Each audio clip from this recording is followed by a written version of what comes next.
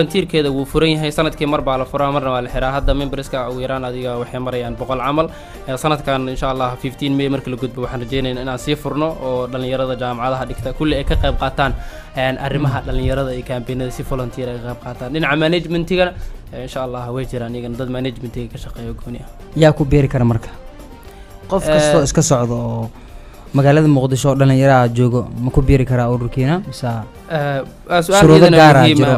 su'aal muhiim ah YFS waxa uu degsan constitution ama dastuur qofka markuu ka soo qayb galo kulamada ama markii lagu marti qaado markuu email ama wax soo diro ama Facebook nagala soo xiriiro waxa lagu marti qaadaa kulamada diiwaangelinta waxa loo soo bandhigaa dastuurka loo soo bandhigaa ama constitution u gaar ah xeerka u degan ururka loo soo bandhigaa kadib markuu akhristo go'aanka asaga leh inuu ka mid noqdo inuu meeshaas aan laga heli karaa shuruudaha iyo waxyaabaha laga rabo marka ka hadlayno wax qabadiyadiina xaafadaha magaalada Muqdisho miyay ay ka kooban yihiin oo kaliya waa su'aal aad u muhiim ah waxaad fahmi kartaa target population marka la dhahay waxaa jira target area koowaad la target gareenaya hadda waxay ahayd Muqdisho ama gobolka Banaadir sideed muxuu ahayd degmooyinkiisa insha Allah YFS waxay rajeynaysaa sanadka cusub ee soo socda inay ku balaariso gobolada ay ku balaariso waa gartay marka maxaa keenay in aad isku magacaawdaan dhalinyarada Soomaaliya isu macnaha u istaagtay urur kasta wuxuu leeyahay wax la yiraahdo ideology ama fikir laga soo aasaaso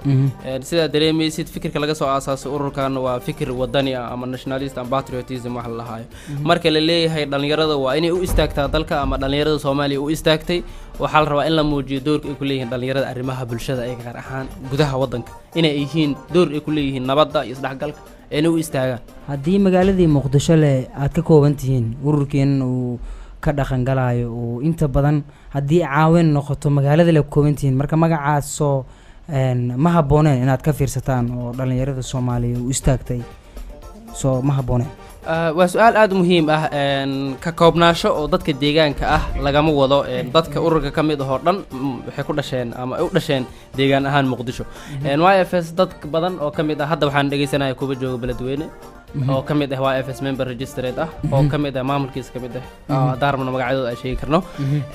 macnaha ma ahan dadka inta degan kaliya ayaa muxuu ahaay to inta ka jira maadaama ay yar tahay resource-ga la haysto oo resource allocation la rabo si waxtarka oo leh loo qabto headquarter-ka ayuu hadda hoosh ka socotaa maxaa qabtaa marka YFS waxay qabataa waxyaabo badan oo ku celinaya haddana seminaaray qabataa campaign-ay qabataa isku baxay qabataa training-ay qabataa waxay qabataa bandhigyo lagu soo bandhigayo doorka dhalinyarada waxay qabtaa sports event-ay qabataa dhacdooyin oo sports-ka qabtaa waxyaabo badan aan qabanaa marka laga hadlayo arrimaha sportiga sidee baad dhalinyarada u awaabushaan horta waa su'aal muhiim ah waxaa jiro YFS FC team jiro teamkaas wuxuu la ciyaaraa ardayda jaamacadaha ama dadkeena soo dalbado degmooyinka ururada ka jiro muxuu ahayd ururada sports oo ka jiro insha Allah waxaan rajeynaynaa inaan kor u sii qaadno oo aan ku sii biirino seerisi iyo seeray kulli inaan ku sii biiri doono waa tahay ma ku fakaraysaa inaad soo kordhisaan fikrado cusub ee dhalinyarada Soomaaliyeed lagu wacyi karo waaba wadnaa fikrado cusub maxaa kamid ah waxaa kamid ah in dhalinyarada ee doorka koowaad ay leeyihiin iyaga inay wax qabsadaan ay si sugan dad kale xubnaha marka laga hadlayo shuruudaha looga baahnaanayo inuu qofka aan tusaalahan anaga kamid ah dhalinyarada Soomaaliyeed ee magaalada ku sugan inaan ku soo beeraan rabaa marka shuruudaha liga doonayo maxay noqon karaan inaan aniga aan jaamacad ka soo baxaa inaan dugsi sare dhameeyaa inaan dugsi hoose ka soo baxaa in aan waxba aqoonina inaan shaqaystaa inaan lacag leeyahay miya shuruudaha waa su'aal muhiim ah YFS members registration marka la diiwaan gelinayo lagu xiro education background ama heerka waxbarashadooda oo YFS waxa kamid ah dad dugsi sare dhigto ama dad dugsi sare hadda bilaabay ama dad muxuu ahaay to masaajid kitaabo ka akhristo aan education-kan muxuu ahaay to system-kan oo manhajka aan gelin lagu xijay wax kaliya oo laga fiiriyo waxa way qofka inuusan lug ku lahayn muxuu ahaay to siyaasadaha isdiidan ee dalka ama inuusan ahayn qof oo criminal ah hore dambi dalka aga galay ama qof ku jira falal muxuu ahaay to lid ku ah jiritaanka ama midnimada ama nabadda waxaas lid ku ah urur far badan oo dhalinyarada la abaabulay la dhisay kuwaas oo inta badan qaarkood ku fakaraya in siyaasad ay ku raadiyaan ama dhaqaale ay ku helaan dhalinyarada magacooda ay wax ku raadiyaan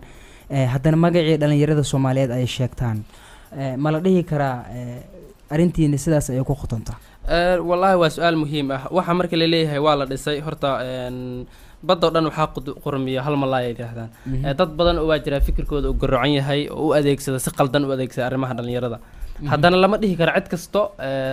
waa fikirkaas la marsiina ama sidaas yihiin lama dhihi karo kulli anaga waxa diyaar u nahay taariikhda qorayso in anaga muujino inaan saas ahayn sidee loo dhihi weynaa sidee qaabka loo dhihi karo oo aan loo dhihi weynayo dhalinyaro fara badan la arkay ururo samaystay oo qaarkood dadaalo muujiyay qaarkood falal kale ku kacay soo dadka ma tixraacayaan dhalinyarada qaar soo tixraac ahaan uma qaadan karaan arrimihii ka dhacay magaalada Muqdisho iyo ururadii hore waxay sameeyeen